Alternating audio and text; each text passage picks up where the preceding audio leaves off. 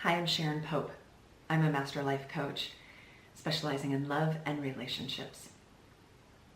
I want to talk to you about your marriage vows. Till death do us part, specifically. That part. There is not a client ever that I've had that is considering making the very difficult and painful decision to potentially leave their marriage who does not struggle to some degree with the marriage vows that they took. Because every single one of them came into that marriage with the best of intentions. Every single one of them really thought that it could last forever. And every single one of them took those vows seriously. They weren't taking them lightly. Now let me give you some examples. So one of my clients, Mandy, just found out about her husband's affair and is struggling with, does she stay or does she go? One of my clients, Veronica, she lost a child and then essentially lost her husband emotionally because they were both drowning in grief. One of my clients has been verbally abused for a lot of years, but it's getting worse. Chris, her partner, is suffering with depression and some days can't even get out of bed. And then Andrea, she has no good reason. No reason that anyone from outside would look at and say, oh, yeah, that's why. She fell out of love with her husband. They barely speak, they never touch, and she feels empty and alone in that relationship. And every single one of them is struggling with this idea of, but I said till death do us part, didn't I?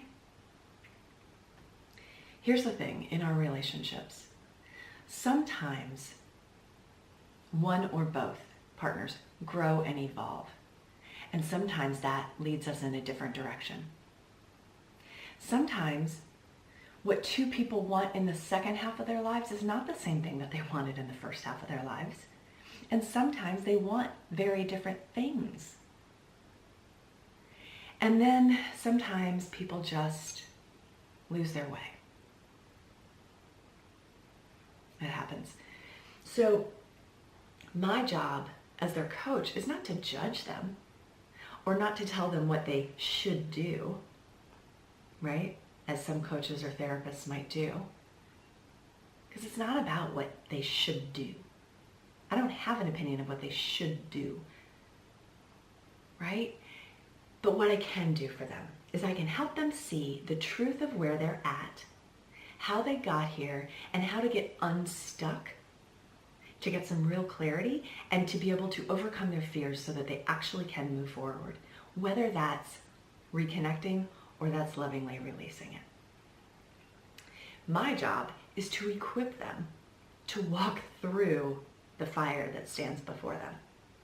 That fire can be how to reconnect in your marriage, because that seems scary and almost insurmountable. Or how to move through those next steps of lovingly releasing the relationship. And my job is to hold the light for them so that they can see the way. It's not to judge them, and it's not to point the finger and tell them what they should do. So maybe, here's a different way to think about these vows.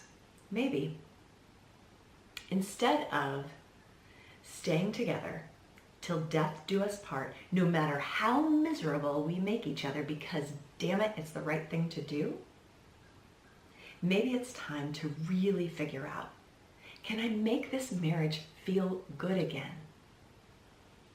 Or is it time to lovingly release it for both of us? And so if you're ready for that level of clarity, then I invite you to schedule a complimentary truth and clarity session. And the link is below in the notes field here on YouTube. If you liked this video, if this was helpful for you, if it gave you something else to think about, or at least a different way to think about your marriage vows, I hope that you'll give this video a like. And I hope that you'll subscribe to the channel because I come out with new content all the time.